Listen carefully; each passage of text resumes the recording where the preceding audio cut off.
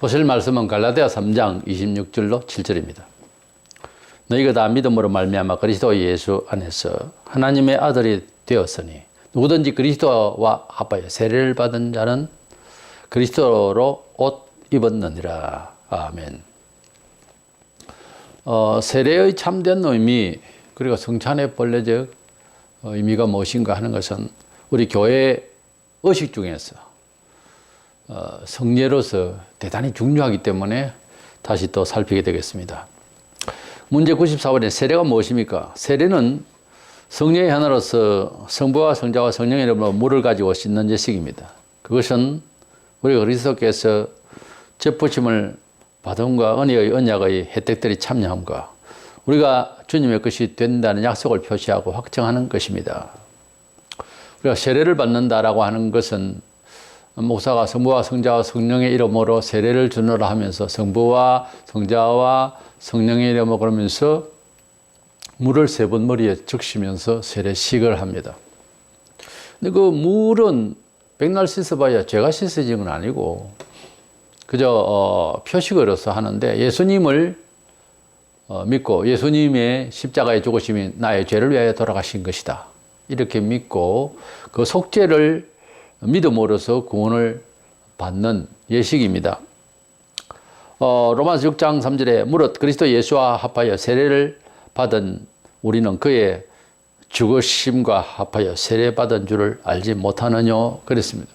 그러니까 세례라고 할 때 세례를 받는다라고 할 때는 예수님이 우리 죄를 위하여 십자가에서 돌아가셨다라고 하는 이 내용은 단순히 그분의 어떤 종교적 고상한 뜻으로서 죽으심 이게 아니고 우리가 짓는 죄 앞으로도 지을 죄 우리의 죄를 위해서 대신 형벌을 받으셨다 하는 겁니다. 정확하게 말하면. 그러니까 예수님이 십자가에 못 박히신 것은 그분이 근성 자체가 죄가 있는 것도 아니고 또 사회적으로 윤리적으로 무슨 죄가 있는 것도 아니에요. 종교적으로 그렇다고 죄가 있는 것도 아니에요. 우리 죄를 대신해서 돌아가시게 된 건데 누차 그렇게 말씀을 하셨고 사회 상식적으로는 그때 당시에 타락한 백성들이 예수를 오해해서 죽이게 된 거예요. 그래서 공의라고 하는 것은 그 사회가 그 시대에 그 지역에 전반적으로 흐려지면 바른 판단이 안 서요. 그러니까 판단을 잘못해서 사람이 형을 받게 되는 이런 얼토당토 않는 그런 일이 가끔씩 발생해요. 판사가 잘못 짚으면 그 한 사람의 인생이 어떤 때는 목숨까지 날아가는 이런 상황이 벌어져요. 그런데 예수님이 그런 상황이었어요. 예수님은 죄가 없으신데 사실은 하나님의 작정 가운데서 우리 죄를 대신해서 벌을 받으셨다. 이렇게 보는 것이 정확하게 예수님의 죽음을 이해하는 겁니다. 근데 돌아가실 때에 십자가에 자신의 몸이 박혀서 피가 흘려져서 돌아가셨는데 육신을 가지신 분이니까. 그러나 그때에 이 성경은 설명하기를 우리의 죄를 거기에 못을 박았다는 거예요. 그러니까 우리가 형벌을 그렇게 받아야 되고 지옥 형벌을 받아야 되는데 주님이 받으셨다는 것입니다. 그래서 우리 주님이 내 죄를 대신해서 그 형벌을 받으셨다라고 하는 것을 믿는다고 하는 것은 2000년 전의 사람이요 이스라엘 사람이요 한국 사람으로서 가려 무슨 상관이 있느냐 이렇게 되잖아요. 합리성이 없단 말이에요. 그러나 이것이 믿어지고 이해가 되어지고 수용이 되어지는 순간이 와요. 억지가 아니고 깨달음이 옵니다. 그런 믿음이 오고 그런 지식이 오면은 성령께서 역사하시는 것이죠. 성령께서 역사하지 않으면 이를 알 수가 없어요. 문제 95번에 세례는 누구에게 베풀 수 있습니까? 세례를 보이는 교회 밖에 있는 사람에게 베풀어서는 안 됩니다. 그들이 그리스도께 대한 자기의 믿음과 복종을 고백한 이후에야 세례를 받을 수 있습니다. 그러나 보이는 교회 회원과 같은 사람들의 아기들은 세례를 받을 수 있습니다. 불신자들에게 세례식을 그냥 아무렇게 해가지고 구원받게 하는 건 아니라는 거죠. 세례식이라고 하는 의식을 통해 하나님 자녀가 되는 건 아니라는 말입니다. 하나님의 자녀가 먼저 되고 그 다음 이 사람도 하나님 자녀가 되었습니다 하는 걸 교회 공동체 앞에서 그것도 세례를 베풉니다. 그래서 이 세례식이라고 하는 것은 2사람 이상 모인 곳, 두세 사람이 모인 곳에 주님이 함께 하신다고 그 가운데서 공적으로 하는 것이지 혼자서 그냥 아무데나 세례를 주는 건 아니다 이 말이에요. 그리고 믿는 자 가운데서 짝가정이 있습니다. 부모 중에서 아버지나 어머니 한쪽이 예수를 믿는 경우가 있습니다. 그래도 아기를 데리고 와서 이 아이는 하나님 앞에서 자라기를 원하고 또 하나님 자녀가 되기를 원합니다 하고 부모가 교육을 전담하기로 하고 아무래도 그 종교교육을 해야 되는 것이 있습니다. 그래서 이 아이를 이제 반드시 하나님 자녀답게 키우겠다고 생각하고 그래서 세례식을 받는데 그 기원은 예수님께서 어린아이들을 안수하시고 축복하셨어요. 천국은 이런 자의 것이니라 그러시고 그러니까 원죄는 다 갖고 나왔지만은 사회적인 죄를 지금 애가 가난해는 특별히 또 안 짓잖아요.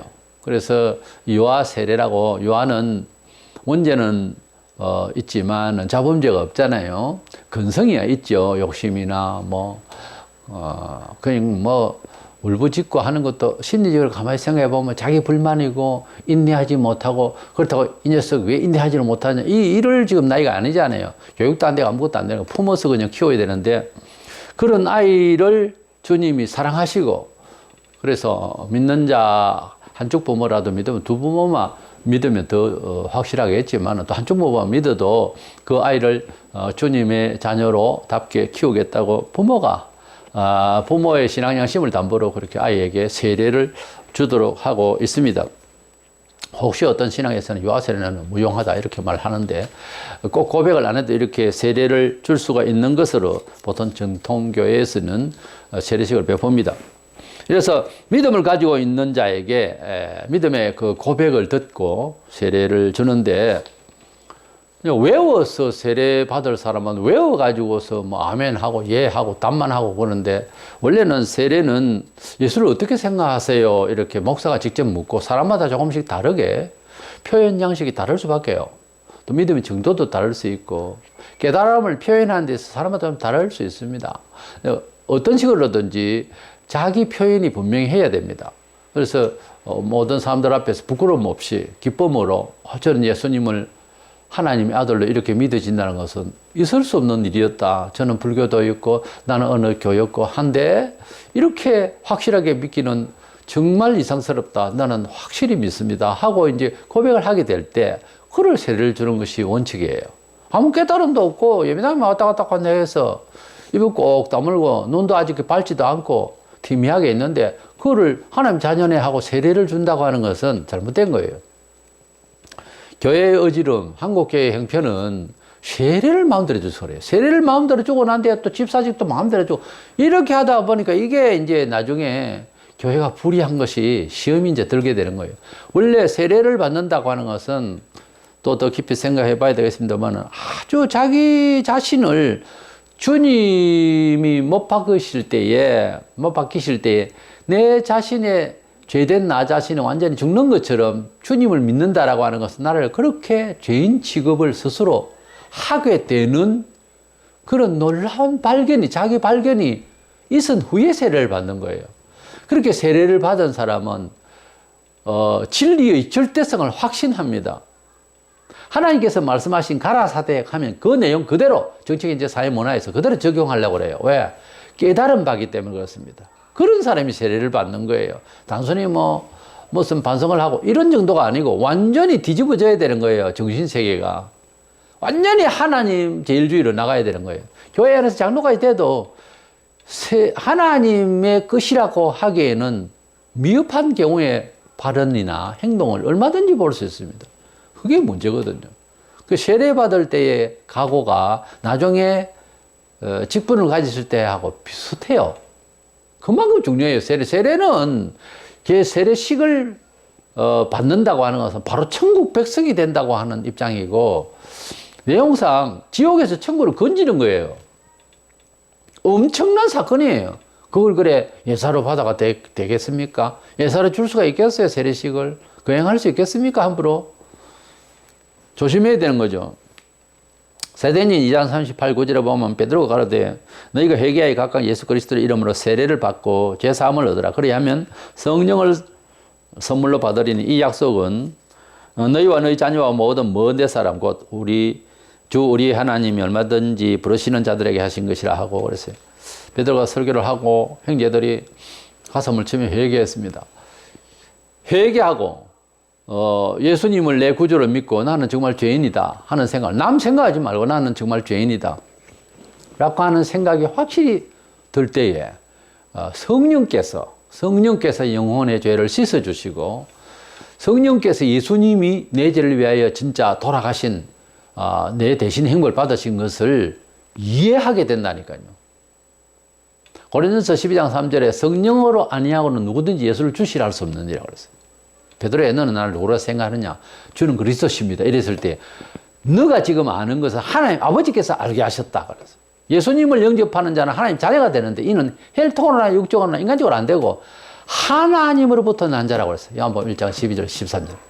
그래서 성령으로 아니하고는 누구든지 예수를 구주라 이렇게 말할 수 없는 거예요.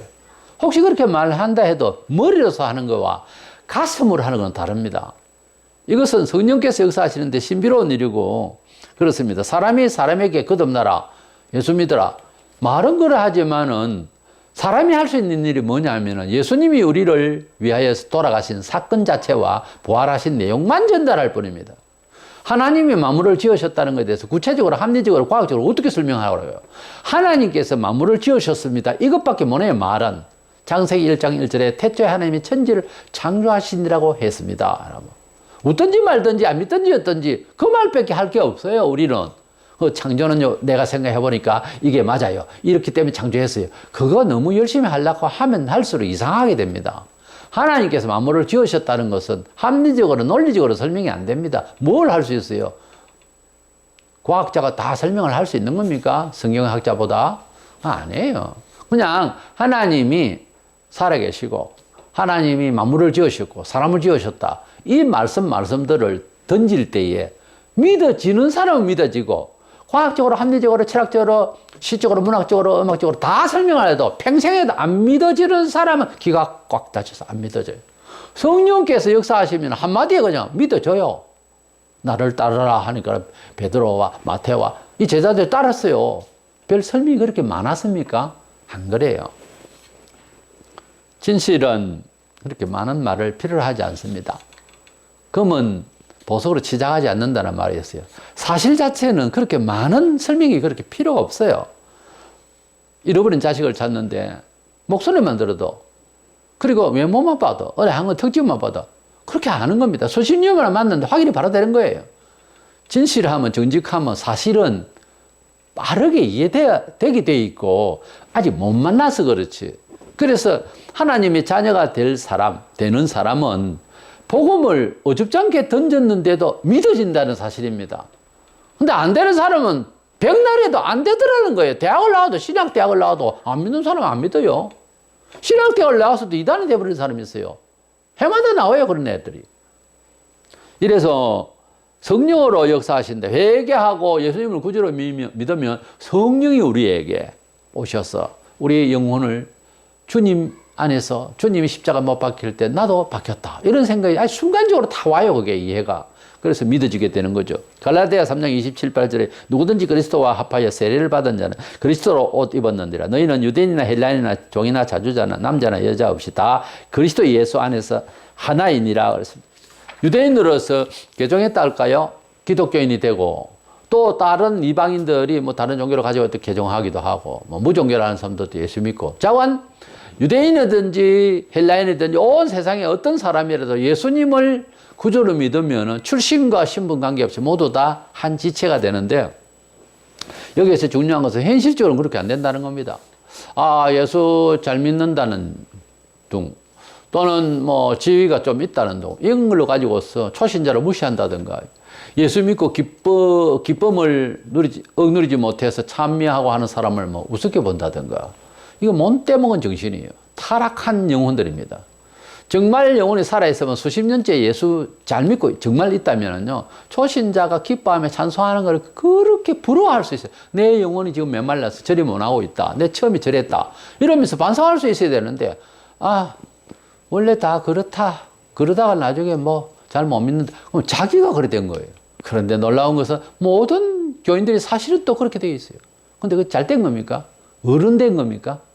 믿음이 낙후된 거예요, 사실은. 그런데 개종에 잘 보면 믿음이 자꾸 승승장구하는 사람이 있어요. 믿음이 깊어지는 사람이 있어요. 뿌리가 내려지고 든든하게 되어져야 나무가 올라가듯이. 믿음이라고 하는 것은 하나님의 말씀 안에서 지켜나가고 그 간절함, 초심 있잖아요. 계속 물 끓듯이 가지고 있어야 돼요. 그래야 믿음이 자꾸 축축되어지고 경험이 자꾸 들어붙고 그래서 성숙되어 가지. 너무 가볍게 예수 믿고 게을르게 믿고 노력 안 하고 심도 있게 하나님 뜻대로 이 일과 이 사건과 이 물건과 이 일에 대해서 긴장을 가지지 아니하고 태만해버리면 안 자라고 세월만 오래 믿었다 하는 연륜만 가지고 있죠. 연륜도 중요하지만은 비슷한 정신끼리 모여가지고 심리를 가본들 안 됩니다. 믿음을 많이 가진 사람의 태도를 옆에서 배워야 돼요. 그런 사람 옆에 가야 빨리빨리 믿음이 자란다니까. 나이만 들었지. 믿음은 자연적으로 자라는 건 아닙니다. 나무는 심어놓은 건 자기는 그러는데 믿음은 안 그래요. 믿음은 육신적인 아이들도 운동선수가 되려면 그대로 됩니까? 몸 체격좋다 뭐 공차라 한번 차고 놀고 그래가 됩니까? 계속해서 훈련이 있고 트레이닝을 하는 그런 선생이 또 있어야 되는 거예요. 코치 없이 어떻게 잘 됩니까? 몸 하나도 균형 있게 잡으려고 코치가 있는데 그래서 우리가 영적인 사람이 성숙하는 것도 그냥 내버려 놔두면은 그냥 멀쩡하게만 보일 뿐이지 아무것도 못 써요. 안 된다니까요. 오히려 더 연륜 때문에 부끄러움을 당해요. 그렇기 때문에 믿음은 인터넷을 통해서든지 어때서든지 접근을 빨리 할 수 있도록 해야 되고 노력을 해서 주변에 내 영역 주변에 믿음의 사람들을 그러니까 인터넷 열면은 관심도를 알 수 있잖아요. 무엇을 보고 있고 또 자주 보는 내용이 무엇이며 이런 것을 보면 알아요. 우리가 이 사회가 지금 보면 인터넷에서 밥 사 먹고 인터넷에서 뭐든지 인터넷으로 많이 하는데 그런 그 SNS를 통한 모든 것들이 광속도로 돌아가고 있는데 우리가 옛날하고는 다르게 집회에 가서 그 사람 직접 보는 것도 참 좋죠. 그러나 그렇게 하기 어렵잖아요. 바쁜 세상에. 그런데 인터넷을 통해서 귀한 인물, 경험 있는 사람의 이야기 마구마구 들어야 되는 거예요. 어제만 아니라 오늘도 듣고 또 다른 입장에서 듣고 여러 가지를 듣고 배우고 익히고 성경 보고 성경이 과연 그런가 또 읽고 그런 가운데서 압축해서 제 생각에는 한 2년 정도 좀 길긴 해요. 어떻게 보면 바쁜 세상 2년 정도 바짝 노력하면 평생 하나님의 은총을 붙들고 살 수 있는 사람으로 거의 고정이 됩니다. 근데 이거 뭐 세월아 내월아 이렇게 살면은 이게 이제 안 자란다는 거예요. 태클이 없어져요. 그리고 어떤 경험이 없기 때문에 특별한 힘이 안 나와요. 그래서 어떤 사람은 몇 개월 만에 바짝 노력하면은 아주 신앙이 좋아지고 오래도록 견고하게 자기를 지킬 수 있는 사람이 된다고 봐요. 제가 지금에 세스폰을 해보는데 세스폰 이야기에 참 많은 이야기가 있어요. 어떤 분이 외국 사람인데 3년을 하루에 11시간 연습을 했대요. 대단하죠. 제가 물어봤지만 서너 시간도 하고 초기에는 그랬는데 입술이 터지고 그래요. 근데 그분이 3년 동안 11시간씩 해가지고 세계 최고의 세스폰을 됐어요. 우리가 어떻게 노력을 할 것이냐는 것은 너무너무 중요한 거예요.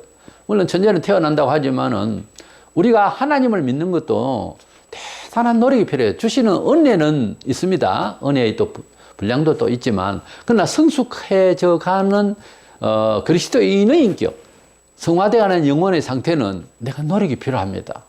내가 노력이 필요해요. 그것이 그렇게 여건이 좋아야 되고 큰 교회가 돼야 되고 무슨 좋은 처직이 있어야 되고 꼭 그런 것도 아니에요. 하나님 말씀대로 잘 지켜나가려고 긴장을 하고 첫 걸음부터 긴장을 하는 거예요. 그리고 뭐 이제 나중에 평가할 때도 성경대로 평가하고 우리들의 평가 이건 참 위험한 거예요. 예, 그래서 하나님의 뜻대로 내가 그럼 내 족적이 어떻게 됐느냐 이런 평가를 받으면은 답이 나옵니다. 앞으로도 은총을 받겠다. 앞으로도 위험하겠다. 그게 나오는 거거든요. 그래서 살아온 경력에 따라서 하나님이 은혜를 주시게 되어 있어요. 갑자기 무슨 은혜를 주시게 어디가 안수 받고 뭐 갑자기 그건 아니에요. 그래 믿으면 안 됩니다. 문제 96번 성찬이 무엇입니까? 성찬은 성령의 하나로서 그리스도께서 정하신 대로 떡과 포도주를 주고받음으로써 그리스도의 죽으심을 나타내 보이는 예식입니다. 그것은 합당하게 받는 자들은 육체적이고 육욕적인 방식을 따르는 자가 아니라 믿음에 의한 자로서 그리스도의 몸과 피에 참여하는 자가 되며 그의 모든 혜택을 받고 은혜 가운데에 영적인 양육과 성장을 얻게 되는 것입니다. 성찬식은 떡과 포도주로서 예수님이 우리는 밥이고 뭐 고기고 이런 거지만은 유대인들이 식사가 이제 큼직하게 큰 빵떡을 만들고 그리고 이제 포도즙을 가지고서 그들은 이제 죽이고 그렇게 먹고 이렇게 했습니다. 떡을 떼어 주시면서 제자들에게 이것은 내 몸이다. 상징적으로 이렇게 말씀하셨어요. 포도주를 주시면서 이것은 내 피다. 그래서 내 몸과 내 피를 먹고 마시는 영생을 얻는다. 이런 말씀을 그 전에도 이렇게 하셨고 이렇게 마지막 만찬으로 금요일 날 잡혀 못 박히셨는데 아침 9시에 근데 목요일 밤에 저녁에 마지막 만찬을 하시면서 그 말씀을 하셨어요. 그리고 기념하라 하시고 그렇게 성찬식을 한 그런 저녁을 같이 하셨어요. 그런데 이 내용에 있어서 합당하게 그 식사에 그 성찬식에 참여해야 되는 것입니다. 어떤 사람은 식사를 했으니까 제대로 식사같이 합시다 또 이런 사람도 있어요. 그래서 떡을 또 많이 먹는 그런 교회도 있나 봐요.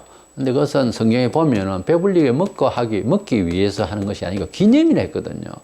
그걸 제재하고 있어요. 성경에도 많이 배불리게 먹으면 집에 가서 먹으라고 나와요. 그러니까 성찬식에 조그마한 빵 조각하고 그리고 뭐 술 기운이 있기 때문에 너무 많이 마셔도 안 되게 조그마한 잔에다가 먹고 마시는 일로서 우리가 성찬 예식에 참여하게 됩니다. 마태이 26장 26절 7절에 보면 저희가 먹을 때 예수께서 떡을 가지사 축복하시고 떼어 제자들 주시며 가라사대 받아 먹으라 이것이 내 몸이니라 하시고 또 잔을 가지사 사리하시고 저에게 주시며 가라사대 너희에게 다 이것을 마시라 이렇게 떡과 포도주를 주셨습니다. 문제 57번 성찬을 합당하게 받으려면 무엇을 필요로 합니까? 성찬에 합당하게 참여하고자 하는 자들에게 요구되는 것은 주님의 몸을 분간하는 지식에 대해서 그리스도를 먹고 마시는 그들의 믿음에 대해서 그리고 그들의 회개와 사랑과 새 복종에 대해서 스스로를 살피는 것입니다. 성찬 때 합당치 않게 참여하다가 결국 자신에게 임하는 심판을 먹고 마셔서는 안 되겠습니다. 성찬식 임할 때에 간단합니다. 세례를 받은 사람만 참여할 수 있습니다. 이 교회를 나와서 6개월 됐을 때 학습 교인들을 해서 배우는 교인들을 해서 학습 교인이 되고 또 6개월 지난 1년 뒤에 세례를 받는데 세례 받기 전에도 예수를 잘 믿을 수 있죠. 예. 그러나 이제 성찬식에는 제한을 해놨어요. 성찬식에는 세례 받은 자가 받는 것으로 했기 때문에 아직 세례식 전인 사람은 그냥 참여하는 예배입니다. 성찬식 예배 중에 하기 때문에 불신자가 그걸 먹는다든지 떡과 포도주를 먹는다든지 이런 일은 있을 수가 없고요. 성찬식에 참여하지 못하는 사람은 무슨 죄 때문에 권징을 받고 있는 중에 있는 사람 또는 개인적으로도 남이야 뭘 하든 말든 나는 뭐 크게 잘못되어 있기 때문에 이번에 큰 실수를 했다. 그래서 나는 이번 성찬식에는 참석하지 못하겠다라고 스스로 참여하지 않고 떡과 포도주를 나누면서 이제 돌릴 때에 자기가 거부하면 됩니다. 안 먹겠다고 이렇게 가만히 있으면 되고 그래서 지나가면 됩니다. 그럼 옆에 사람 저놈은 죄를 짓는 것보다 알겠죠? 그대는 깨끗하고 남 생각하지 마세요. 그걸 드시면서 그대는 엄청 어려운 척 하지 말라고요. 회개하고 먹고 마십시오. 그 사람이 오히려 당신보다 더 깨끗할지 몰라. 어떤 권직을 받고 공적으로 아예 징계를 받은 사람은 수찬 정지가 되어서 몇 개월 혹은 뭐 몇 년씩도 갈 수 있고 한데 어떤 성찬식에 참여하는 것은 성경에는 좀 신비로운 일이지만은 죄를 안고 잘못됐는데 성찬식에 참여하고 떡과 포도주를 마시는 자에게는 병든다, 잘못된다, 하나님 징계가 있다는 뜻으로 말씀하고 있어요. 그러니까 함부로 취급하는 거 아니다 그거죠. 성찬 예식은 하나님이 특별히 제정하신 일이라서 거기에 관여하시고 하나님 간섭을 하십니다. 고린도전서 11장 27절에서 29절의 이 내용이 우리에게 있어서 매우 중요한 교훈인 줄 알고 잘 지켜나가야 됩니다. 우리가 받은 세례식과 성찬에 참여하는 것으로서 우리는 하나님의 자녀가 되었다고 하는 공동체의 한 지체로 한 식구로서의 역할을 합니다. 우리 예수님이 살과 피를 찢으시고 흘리신 바 주님의 생명을 통해서 우리가 영생을 얻게 됐는데 속죄함을 얻게 됐는데 예수님께서 속죄함을 위하여서 우리를 위하여 돌아가시고 또한 부활하셨어요. 예수님께서 돌아가시고 부활하신 것은 우리 죄를 다 씻기 위하여 대신 죽으셨는데 그 효력은 자유하게 됐어요, 몸이. 그러니까 사형 집행을 받았는데 아직 이제 집행을 행하기 전에 특사를 받게 됐다. 특별 사면을 받아가 나왔다. 이러면 자유의 몸이 되죠. 그때부터 이 사람을 과거의 죄를 자꾸 나무라면 안 됩니다. 또는 죄를 받아서 몇 개월 동안 혹은 몇 년 동안 이제 영장 생활을 하다가 이 감옥 생활에서 나오지 않아요. 다 마치고 그러면 그 사람 보고 또 죄에 대해서 과거 지사를 말한다든지 이러면은 그건 안 되는 거예요. 왜냐하면은 죄에 대한 행보를 받았기 때문에 더 이상 말을 하면 안 돼. 비난을 하면 안 됩니다. 그런 말을 안 들으려면은 충분히 자기가 회개하고 이웃에 아는 사람에게 너무 부끄럽다, 죄송하다 이런 말을 할 수도 있으면 좋겠죠. 그렇지 않아도 그 사람은 죄에 대한 벌은 다 받았으니까 우리 죄나 생각해야지 괜히 그 사람 보고 헐뜯다가는 그건 해방죄가 됩니다. 명예훼손죄가 되고 그러면 안 돼요. 그 사람은 죄에 대한 벌은 다 받았어요. 예수님께서 죄에 대한 벌을 받으시고 부활하셨어요. 계속해서 저놈은 죄인이다. 어떻다. 예수님 죄 때문에 돌아가신 거 아니면 우리 죄 때문에 돌아가셨어요. 그것도. 그런데 부활하시고 난 뒤에 예수에 대해서 계속 욕하고 이단이 아니라도 하는 놈이 있죠. 그 놈은 지금 형을 받고 나온 사람 보고 계속해서 과거 죄를 이야기하면 똑같아요. 똑같다니까. 그러면 안 된다는 거지요. 예수님은 비록 오해를 받고 악한 자로 그렇게 처단을 받았지만 우리 때문에 돌아가신 거예요. 사연은. 그런데 죄를 받고 지옥형을 다 받았잖아요. 받았는데 그 받은 효력이 나중에 결과가 부활을 하신 거예요. 왜? 실제로 예수님은 죄인이 아니었음을 증명하기 위해서입니다. 죄인들은 다 석가도 네팔에 누워있고 공자도 죽었고 죄인은 다 죽어서 못 일어나요. 예수님께서 오실 때 부활시켜서 심판의 대상이 되어 있지만은 그러나 예수님은 살아나셨거든요. 왜? 죄가 없다는 것을 보여주기 위해서 살아난 거예요. 무지 석방이 되긴지 말하자면. 그러니까 예수님께서 부활하신 것은 죄를 처단했을 때, 십자가로 처단했을 때 하나님이 주시는 상이었어요. 우리가 곧 그렇게 될 거예요. 우리의 죄는 우리가 스스로 어떻게 하겠다고 자살하는 사람도 있고 양심 지킨다고. 그게 아니고 우리 죄를 주님이 감당하셨다니까. 이제는 우리가 기다리는 건 뭐다? 속죄가 십자가에 못 박히고 나도 그 행색을 해야 되느냐? 아니고 부활할 것만 기다리면 됩니다. 왜냐하면 주님이 감당하셨고 부활하셨고 첫 열매라고. 우리도 주님이 십자가를 못 박기 때문에 두 번째 우리도 열매가 되는 거예요. 그렇기 때문에 우리는 부활 열매만 기다리면 되는 거예요. 자기가 죄를 하고 방황을 하고 뭐 어떻게 하겠다고 몸에 상처를 내고 그건 아니에요. 로마 6장 4절에 그러므로 우리가 그의 죽으심과 합하여 세례를 받음으로 그와 함께 장사되었나니 이는 아버지의 영광으로 말미암아 그리스도를 죽은 자 가운데 살리심 같이 우리도 또한 새 생명 가운데 행하게 하려 함이니라. 우리가 성찬식에 참여하고 예수님을 믿음으로 속죄함을 확신하고 그리고 성찬식을 할 때에 천국에서까지도 우리 그리스도 안에서 만난 모든 어떤 사람이든 다 형제예요. 그래서 뭐 오른손과 왼손이 이렇게 보면 조금 차이가 나요. 모양도 다르고. 그러면 서로 미워하고 그런 건 아니잖아요. 우리가 그리스도 안에서 한 형제가 되었기 때문에 서로 미워하거나 서로 격차를 두거나 이거 가지면 안 됩니다. 예수 안에서는 하나가 되고 성찬식을 할 때에도 뭐 이제 뭐 많이 마시나 적게 먹나 뭐 그런 거 아니잖아요. 그런 거와 같이 천국에서도 우리가 한 지체 한 식으로서 정말 거룩한 찬을 할 거예요. 그런데 성찬식 할 때에 교회당 보통 이제 의자들 놓고 앞을만 보고 하는데 좀 둘러 앉아서 둥글둥글 앉아서 서로 보면서 주의 이름으로 먹고 마시는 것은 어떨까? 제 생각일 뿐입니다만은 그것이 더 좀 의도에 가깝지 않나 하는 생각이 듭니다. 어쨌든 주님께서 십자가로 돌아가시고 살찌져 피 흘려 돌아가신 그것은 우리 죄를 위하여서 희생하셨는데 그 희생의 효과가 뭐냐 하니까 끝난 게 아니고 부활을 하게 되었다고 하는 놀라운 상이 있었다는 거죠. 요한일서 3장 2절에 아직도 나타나지 아니하였으나 그가 나타나시면 예수님 재림하시면 우리가 그와 같을 줄을 아는 것은 그 주님이 몸처럼 부활하게 될 것을 아는 것은 그의 참모습 그대로 볼 것이기 때문이라. 그러니까 우리가 예수님을 기다리는 것은 이제 십자가에 죽는 그걸로서 그 이야기는 이제 과거가 된 거예요. 언제나 우리가 인내하고 주님의 삶을 닮아가는 교훈은 되지만은 우리가 어찌할 수가 없어요. 죄에 대해서는. 이제는 주님이 다 감당하셨으니 우리가 부활을 기다리는 사람으로서 주님이 아버지의 뜻대로 자기는 죄가 없는데 원치 않지만 아버지 뜻대로 원하나이다 기도하셨듯이 그렇게 순종했더니 아버지께서 죽어야 된다라고 하고 세상에 보내셨거든요. 그래서 했더니 부활한 것처럼 우리도 주님이 원하시면 내 마음과 감성은 아니지만 사랑하고 용서하며 충성하고 봉사하고 십자가 지고 인내를 다해 충성할 때 상을 준다고 하는, 부활의 영광의 승리의 상을 준다고 하는 이 교훈은 우리에게 남아 있으나 우리가 지금 현재 대체할 것은 아무것도 없고 부활만 기다리는 것밖에 없어요. 주님이 오시면 우리가 부활하게 된다는 그 희망이 없이는 예수 믿는 건 너무 고달파. 그것이 우리에게 큰 희망이고 비전이고 가능성이고 그것이 너무도 우리 인생을 살아가는 데 있어서 중차대한 우리의 목표이고 그 역사만 남아있어요. 지금 세계의 역사 그 끝에 예수께서 오시면 불신자도 마찬가지로 부활하게 돼서 천국 갈 것이냐 지옥 갈 것이냐 이것만 지구촌의 역사의 마지막 역사에 남은 역사입니다. 그 외에는 공장에서 새로운 걸 만들고 무슨 소설을 쓰고 해도 맨 그대로 그냥 다람쥐 채바퀴 돌듯이 거기서 거기에요.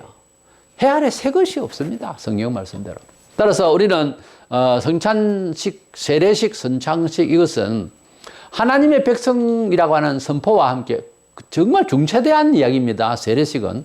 그리고 세례받은 자로서 성찬식에 참여한다고 하는 것은 이것은 무죄 선언을 받은 자로서의 특권이고 자유입니다. 그것도 성찬식에 참여 못하도록 제재를 받을 만큼 혹은 양심이 아플 만큼 그래서 참여 못할 만큼 죄를 짓는다고 하는 것이 얼마나 큰 일인가 하는 거예요. 그래서 죄에 대해서 항상 긴장하고 회개하고 특별히 성찬식에 참여하기 전에는 회개를 하고 일단 참여해야 되는 거예요. 그렇지 않으면 남이 알건 모르건 간에 본인에게 영혼이 잘못될 수 있어요. 영혼이 잘못되면 생활에 문제가 나온다 그 말이지. 이래서 주님을 정말 진지하게 받아들이고 대하는 시간이 사실은 성찬식입니다. 말씀 안에서 성찬식에 참여하고 행적 안에 서로 바라보면서 그리스도 안에서 한 지체가 됨을 함께 공유하고 유기적 연합체의 의식을 갖는 거죠. 대단히 중요한 거예요. 한 달에 한 번 하자는 사람도 있고 1년에 뭐 몇 차례 하자는 사람도 있는데 너무 자주 하면 또 근성이 되고 습관이 될 것 같아서 제자들에게 매일 식사하면서 그렇게 하신 거는 아니거든요. 돌아가실 때 한 것처럼. 저는 그래서 1년에 그저 많으면 2차례, 한 차례만 해도 난 된다고 봐요. 그래서 세례식 하고 난 뒤에 세례받을 사람에게 또 이제 성찬식에 참여하게 되고 뭐 그런 정도면 안 좋겠나 하는 생각입니다. 그리 알고 성찬 세례 이것은 기독교 안에서 예식이면서도 예식으로서 종교 의식을 넘어서 있는 그런 신비한 일입니다. 이 일에 잘 수용하고 이해하고 잘 참여할 수 있는 우리가 되어서 복되기를 원합니다.